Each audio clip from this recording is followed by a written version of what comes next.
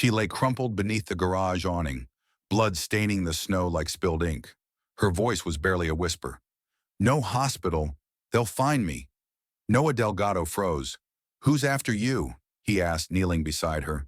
She clutched his sleeve with trembling fingers. "If you call anyone, I'm dead." For a moment, the storm outside was nothing compared to the chaos in his chest. Then, without another word, he lifted her into his arms and carried her into the warmth of the garage. That night, beneath a Detroit blizzard, one man made a choice, and it would change everything. Who was she? And why was she running from people powerful enough to kill? Noah Delgado didn't know her name. He didn't know who was chasing her or why she was bleeding in the snow. But the moment he carried her into his garage, everything else faded. The storm, the silence, even the risk. He moved on instinct. The garage was dimly lit, the air thick with the scent of motor oil and rusted metal. He laid her gently on the old leather couch by the portable heater, her breath shallow, her skin cold to the touch. She winced as he removed her coat, revealing a gash along her rib cage and dried blood crusted near her temple. Noah grabbed the first aid kit from the shelf near his workbench, hands moving fast but steady. He wasn't a doctor, but years of hard labor and solitary living had taught him how to treat a wound. He worked quietly, wrapping gauze, cleaning cuts, careful not to cause her more pain than necessary. Her body flinched at first, then relaxed. "No hospital," she'd whispered again, barely conscious. He didn't ask why. He just nodded. Instead of calling 911, he adjusted the heater, warmed water on a rusted hot plate, and draped a second blanket over her. He placed a hot water bottle by her feet and brewed some weak tea, just in case she woke. The girl stirred but didn't speak. Her hands twitched beneath the blanket, her brows furrowed in some distant dream or nightmare. Noah sat a few feet away, watching in silence. The room was filled only with the low hum of the heater and the ticking of his wall clock. He didn't pry, didn't ask questions. He just sat there, quiet, steady, solid, a stranger beside a stranger. To anyone else, it might have seemed foolish, risky. But Noah had long ago learned that sometimes people don't need answers. They need a place to feel safe, a place to breathe. And that night, for reasons he couldn't explain, he chose to be that place. When she finally spoke, her voice was soft, almost reluctant. "Lena," she said one morning, barely above a whisper. It wasn't much. No last name, no explanation, just a single syllable. But it was the first thread Noah had been offered, and he didn't tug on it. He simply nodded, placed a bowl of oatmeal in front of her, and returned to his workbench. He never asked where she came from. He didn't ask what or who she was running from. Instead, he gave her what no one else seemed to have in a long time: space. Lena ate quietly at the corner table near the heater. At first, she flinched at every creak of the garage door. Her eyes flicked to windows, scanning for shadows, movement, headlights. But each day, Noah was there, always calm, always quiet, his boots thudding steadily across the concrete floor, the hiss of steam when he cleaned engine parts, the click of his radio tuned to an old jazz station that crackled with warmth. He left food out: grilled cheese, scrambled eggs, stew from a dented slow cooker. No questions, no expectations. Gradually, Lena began to move differently. She folded her blanket, washed the few dishes she used, organized rags on the shelf when Noah wasn't looking. One afternoon, she picked up a wrench from the bench and turned it over thoughtfully in her hand. Her fingers moved like they remembered something old, buried beneath fear. Noah noticed but didn't interrupt. The next day, she stood beside him as he worked on a '98 Chevy with a failing alternator. Her eyes lingered on the engine, curious. "That's your problem," she muttered. "Alternator's shot." Noah paused, looked at her sideways. She flushed, immediately defensive. I mean, I think it is. My dad taught me this stuff when I was younger." There it was, a sliver, a crack in the armor. Noah only nodded and passed her a wrench. "Want to test that theory?" From that moment, something shifted. She wasn't just a stranger curled up on a couch anymore. She was a quiet presence by the workbench, sleeves rolled up, learning or remembering how to hold tools, how to listen to an engine's rhythm. She moved carefully but with purpose. Her fear never vanished, but it no longer owned her. Still, every time the garage bell jingled unexpectedly or a car idled too long outside, her back straightened. Her breath shortened. But Noah never pushed. He simply stood beside her, wordless, steady, like a tree holding still during a storm. And slowly Lena began to grow roots in the quiet. It was near midnight when Lena finally said it out loud. They had just finished cleaning up the garage after a long day. Noah with grease on his knuckles, Lena with a smudge on her cheek from wiping dust off an old battery. She was sitting cross-legged on the couch, a chipped mug of tea in her hands. Her eyes weren't on him, but on the crackling space heater glowing orange near the wall. "I didn't just get lost in the storm," she said quietly. "I ran." Noah didn't move. He simply listened, the way he always did. From people with money, influence, lawyers, security details, ones who can erase things, and people. She took a shaky breath. "I found something I wasn't supposed to, and once they realized I had it, I stopped being their niece. I became their problem." Noah didn't ask who they were. He didn't press for details. Instead, he handed her a fresh blanket and said only, "You're safe here." But safety, it seemed, had an expiration date. 3 days later, a car pulled up outside the garage. It wasn't loud or aggressive. In fact, it was too quiet. A black sedan, tires crunching softly over snow. The kind of vehicle that didn't need to announce itself, because it already knew it belonged. A tall man stepped out. Black coat, clean-shaven, eyes sharp beneath a winter cap. He moved with the calm confidence of someone who got answers. Noah met him at the garage entrance, wiping his hands with a rag. "Afternoon," the man said, polite but direct. "You the owner?" "Yeah. I'm looking for someone. A young woman. Early 20s. Brown hair. Might be injured. Disappeared during the storm." Noah's heart thudded once. Hard. But his voice was steady. "Plenty of people disappear during a storm. This one's different," the man said. "She's important. Family's worried." Noah stared at him evenly. "You got a name?" "She goes by Lena." A beat of silence. Noah folded the rag slowly. "No Lena here." The man tilted his head. Not aggressive, but not convinced either. "You sure about that?" Noah met his eyes, unwavering. "I'd remember someone bleeding and lost showing up at my door." There was a pause. Then the man reached into his coat and pulled out a card. "In case you see anything." Noah took it without looking. When the car disappeared down the snowy road, Noah didn't go back to his workbench. He went straight to the back room. Lena stood frozen by the wall of folded rags, her face pale, her lips slightly parted. "Someone came," Noah said. "Looking." She nodded slowly, hands trembling. And in that moment, the weight of her secrets became too heavy to carry alone. The storm had passed, but inside the garage, the tension hung heavier than any snow. Lena stood by the heater, her arms wrapped tightly around herself, as if trying to keep something from unraveling inside. The man's visit that afternoon had cracked something open. The fear in her eyes wasn't just fear anymore. It was guilt. "Noah," she said that evening, her voice barely rising above the hum of the space heater. He looked up from the workbench, but didn't speak. "I haven't told you everything. I should have, but I couldn't." He put down the wrench, wiped his hands with the same oil-stained rag he always used, and nodded once. "Go ahead." Lena exhaled slowly, like someone about to leap. "My name is Lena Whitmore," she began. "My grandfather founded Edison Motors." Noah's jaw tensed, but he said nothing. "My father, Richard Whitmore, was next in line to run the company. Everyone knew it. He was brilliant, honest. He believed Edison Motors could stand for something more than just money." She swallowed hard. "But my uncle Martin didn't. He wanted control at any cost. He manipulated the board, claimed my father was mentally unstable, said he needed rest. Within weeks, he was removed." Her voice cracked, but she kept going. "They called it temporary. It wasn't. He was sent to a private facility. I could visit, but only under supervision. It felt like prison." Noah's eyes narrowed slightly. He said nothing, just listened, the way he always did. "I didn't believe it at first. I trusted them. But then I found the records, encrypted files buried in an old archive server.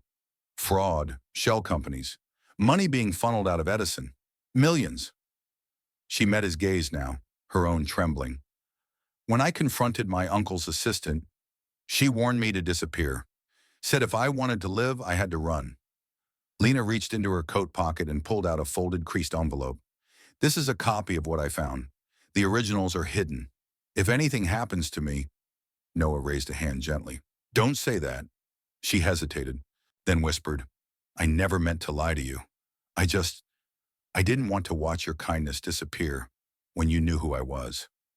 For a long moment, there was only the ticking of the clock and the low murmur of wind against the garage doors. Then Noah stepped forward. He didn't raise his voice. He didn't ask for more. He just looked her in the eyes and said softly, I already knew. Lena blinked. What? The way you handled a wrench. The way you talked about engines, like you grew up around them. The way you flinched every time a car pulled in. I knew something was off, but I also knew it didn't matter. She stared at him, stunned. Why didn't you say anything? Noah's voice was low, steady. Because people aren't just where they come from. They're what they choose to be. A silence settled between them, thick but no longer heavy. There was no more hiding, only truth. And with it, something else began to grow in the quiet between them. Trust. After that night, things between them changed, but not with grand gestures. Just quiet presence. Noah never treated her differently. He didn't bring up her last name or what it meant. He didn't ask about the envelope of documents or what came next. Instead, he handed her a set of gloves and said, Let's get to work. That morning, they stood together beneath the open hood of an aging Ford. The air smelled of grease, cold steel, and faint coffee. Noah didn't lecture or explain much. He just moved, and Lena watched. Then slowly, she joined. He showed her how to listen, to the rattle of a belt, the grind of worn brake pads, the wheeze of a tired carburetor. You're not just fixing machines, he told her one afternoon, tapping a screwdriver against an old engine block. You're listening to something someone gave up on. Lena blinked at him. Engines? Noah glanced over, a faint smile tugging at the corner of his mouth. People. It struck her deeper than she expected. From that day forward, she began keeping a small notebook. On the surface, it looked like a repair journal. Sketches of pistons, scribbled notes about alignment, torque ratios, diagnostic flowcharts. But tucked in between those pages were other things. Thoughts, questions, memories she didn't know she still carried. He doesn't talk much, but his silence never feels cold. It listens. It steadies. She wrote at night when the tools were packed away and the garage was quiet. Sometimes she left the notebook open on the bench while she worked beside Noah. He never peeked, just let her write. In teaching her to fix engines, he was doing something more, helping her rebuild the parts of herself that had been crushed by fear, betrayal, and silence. She started cooking again. Simple meals on the old hot plate in the back office. Grilled cheese, canned soup with extra herbs. Scrambled eggs she overcooked and laughed about. When she accidentally burned the toast one morning, she apologized, flustered. Noah just bit into it and said, Extra crispy, just how I like it. She smiled, really smiled. And for the first time since the snow, the bruises, and the chase, Lena didn't feel like someone hiding. She felt like someone beginning again. The heater hummed softly in the corner as snow tapped against the windows like quiet memories. It was late, past midnight, but neither of them slept. Lena sat at the workbench, scribbling something in her notebook. Noah sat across the garage, flipping slowly through an old worn wallet. He hesitated for a long moment before finally standing and walking toward her, a weathered photo in hand. He said nothing at first, just held it out. Lena took it gently. The photo was faded, edges curled. A girl, maybe 10 or 11, stood beside a go-kart, curls wild around her face, her grin wide and unfiltered. Joy spilled from the image like sunlight. She was my daughter, Noah said, voice low, almost reverent. Amelia. Lena looked up, heart tightening. She's beautiful. He nodded, eyes never quite meeting hers. 3 years ago, drunk teenager ran a red light. She didn't stand a chance. Lena opened her mouth to speak, but no words came. Noah continued. My wife couldn't stay after that. Said everything in this place reminded her too much. I tried to hold us together, but I guess grief doesn't negotiate. He shrugged lightly, as if trying to brush off the weight that still sat on his chest. I bought this garage when things were good, kept it running when everything else fell apart. Lena stared at the photo in her hands. You never said anything. There's nothing to say, Noah replied. Until now. Silence fell between them again. But this time, it didn't ache. It understood. After a moment, Lena stood and walked to her duffel bag near the couch. She pulled something out, wrapped in old tissue paper. Her hands trembled slightly as she returned. I've been working on this, she said softly, since that first night, after you gave me soup and didn't ask questions. She unfolded the bundle. A scarf, dark gray, imperfectly stitched, a little uneven on the ends, but warm, real, human. I don't have much to give, she said, placing it in his calloused hands. But this is the only thing I've made with my own two hands. Noah looked down at it for a long time, then up at her. His voice was quieter than she'd ever heard it. It's perfect. In that moment, no bloodline, no company name, no threat chasing her mattered. There were just two people, broken in different ways, stitching their healing through something as simple as warmth shared in winter. And for the first time in years, Noah Delgado didn't feel like a man stuck in the past. He felt chosen, remembered, alive.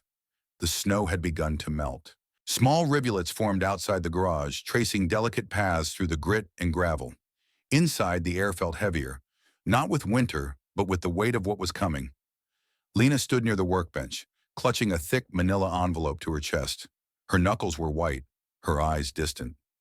Noah leaned silently against the wall, watching her, wiping his hands with a rag already clean. I have to go back, she said, her voice quiet, almost apologetic. He nodded. He'd known it was coming.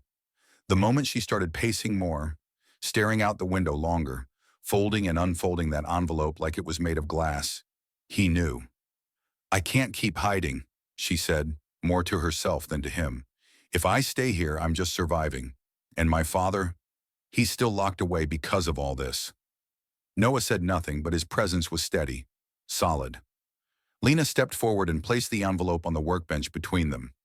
This is everything I have, she said. Emails, transfers, board memos. It's not the originals, but it's enough to blow it open. Her fingers lingered on the folder.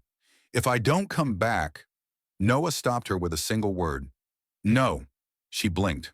Noah, you don't get to say it like that, he said, his tone firmer than usual. Like you're already gone. Lena swallowed. I have to be prepared. No, he repeated, then softer. Because you will come back. How can you be so sure? He stepped around the bench, close enough now that she could see the flicker of something raw behind his steady eyes. Because you're not just doing this for your father, he said. You're doing it for yourself, for the girl who finally stopped running. Tears welled up, but she held them back. She reached into her coat pocket and pulled out a small bundle wrapped in tissue. I wanted to leave something behind, just in case. She unfolded the paper. Inside was the same scarf she'd knitted, gray, soft, imperfect. She placed it back in his hands. This is all I've ever made. Something real. Something mine. Noah took it slowly, staring down at the stitches. Then I'll wear it until you come back, he said. And after? Lena gave a watery laugh, half joy, half fear. I'm scared. Good, Noah said, touching her shoulder gently. That means you're not reckless. It means this matters. They walked together to the edge of the lot, where her modest rental car waited under a blanket of early spring fog. She looked back at him one last time. Will you wait? He nodded once. I'll be right here, like always. She opened the door, started the engine, and hesitated for a moment before pulling away. Their eyes met through the windshield, so much unspoken in that silence. Then she was gone, and Noah stood there in the empty lot, holding the scarf like a vow between his hands. The room was electric, buzzing with tension, curiosity, and flashing lights. Cameras lined the back wall. Reporters murmured urgently to one another. PR reps paced. No one knew exactly what was about to happen, only that the Whitmore scandal had exploded behind closed doors, and now someone was ready to speak. At exactly 12 hours noon, Lena Whitmore stepped onto the stage. She wore black and gray, simple, serious. Her hair was pulled back tightly, her expression calm but resolute. In her arms, she held a folder. Inside, everything she had run to protect. She stepped up to the podium, adjusted the microphone, and faced the room head-on. "My name is Lena Whitmore," she began, her voice clear, echoing through the silence. "Granddaughter of Walter Whitmore, founder of Edison Motors, and daughter of Richard Whitmore, the man wrongfully removed from this company under the pretense of mental instability." A collective gasp rippled through the room. Phones went up. Keyboards clacked. For 2 years I remained silent. I hid. I ran. Because the truth was too dangerous. But not anymore. She opened the folder, revealing stacks of printed documents. Emails, transfer logs, falsified board records. My uncle, Martin Whitmore, manipulated this company from within. He defrauded investors, laundered millions through shell corporations, and had my father committed to remove him from power. Gasps became noise.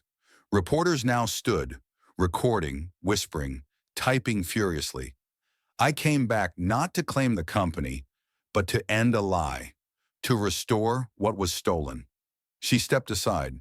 From behind the curtain, a man appeared, older, slower, but unmistakable. Richard Whitmore. The crowd fell completely silent. He met Lena at center stage. No words were exchanged, just a long, tearful embrace between father and daughter. Decades of betrayal dissolving into that moment. When they separated, Lena returned to the microphone. Her next words silenced the room completely. "I don't want to lead Edison Motors," she said. "This company belongs to its people, the ones who build, who fix, who believe. People like Noah Delgado." A wave of confusion swept the crowd. 3 months ago, I collapsed in the snow outside a small garage. I was bruised, hunted, terrified. I had nothing. And a man I had never met took me in. No questions, no judgment. He patched my wounds with motor oil still on his hands. Lena's voice grew thick, but steady. Noah Delgado helped design the Eclipse engine. He was fired in the corporate purge. Not for failure, but for refusing to compromise his principles. He lost everything, and yet, he still gave. The screen behind her lit up with a photo. Noah beside a car, Lena in coveralls, grease smudged on her cheek, both of them laughing. "He taught me more than how to repair machines. He taught me how to rebuild trust and how to stand back up." She placed one last page on the podium. "Effective immediately, Noah Delgado will serve as senior consultant to the Edison Foundation, an initiative for ethical innovation and community investment." Reporters erupted into questions, but Lena raised her hand calmly. "Let Edison's future be measured not in profits, but in people." The flash of cameras filled the room, and across Detroit, in a modest garage bathed in morning light, Noah watched the broadcast alone, her scarf wrapped around his neck, a quiet smile forming beneath tired eyes. He had fixed 1,000 broken engines. But this was something different. The snow was gone now. In its place, puddles shimmered on the pavement, and soft green buds crept along the fence behind the garage. Noah pulled into the lot, the engine of his truck humming low and steady. The garage looked the same, but the silence inside it felt different, like it had been waiting. Then he saw her. Lena sat on the old bench outside the office, arms folded, a knowing smile on her face. "You came back," Noah said, stepping out. She stood, brushing dust from her jeans. "Told you I would." That afternoon, they worked side by side on the Mustang, passing tools, laughing, teasing over dropped wrenches. The old car rumbled to life like a promise. In the months that followed, Lena launched the Whitmore Initiative, a hands-on program to teach girls about engines and about believing in their own capability. Noah, with quiet pride, opened the Richard Whitmore Center for Innovation, a tech space for veterans, workers laid off, and anyone needing a second chance. And in that small garage where everything once ended, something beautiful had begun. The garage was quiet that night. Tools were back on their hooks. The Mustang, newly revived, sat cooling under the soft hum of the overhead light. Noah stood near the corkboard above his workbench, a photograph in hand. It was Lena, smudged with grease, sleeves rolled up, laughing mid-repair. Her eyes shone with something he hadn't seen in a long time in anyone: unshaken hope. He glanced to the side where a sun-faded photo of Amelia still hung, his daughter, forever 10, forever curious. With a slow breath, Noah pinned Lena's photo beside it, not to replace the past, but to honor the present. "Some people don't come to change you," he whispered, voice rough with emotion. "They come to remind you who you were, when you still believed in kindness." And for the first time in years, Noah Delgado smiled, not with sorrow, not with loss, but with quiet peace. He turned off the light, the photo catching one last glint before the room dimmed. Outside, spring moved gently through the trees, and inside, the heart of the garage beat once more. In a world that often moves too fast, where trust is rare and kindness feels like a luxury, the story of Noah and Lena reminds us of something quietly powerful: that healing doesn't always come from big gestures, but from small, consistent acts of humanity. Noah had every reason to shut the world out. Lena had every reason to believe no one would help her. Yet one opened his door, the other chose to speak the truth. And in that choice, both were changed. Perhaps in today's America, where division, burnout, and isolation are all too common, what we need more than ever is to slow down and ask, who around me needs a second chance? Or even just a warm place to rest? This story isn't just about betrayal and redemption. It's about how the most ordinary places, a garage, a bench, a scarf, can become sacred ground when compassion is present. So we ask you, would you have done what Noah did? Have you ever been saved by someone's quiet kindness? Share your thoughts in the comments. We'd love to hear your story. Thank you for watching and spending time with us today. If this story touched you, please consider subscribing to Warm Soul Stories, giving us a like, and sharing it with someone who needs to believe in kindness again. Until next time, stay hopeful, stay kind, and remember, some stories don't just entertain, they remind us who we were before the world taught us to forget.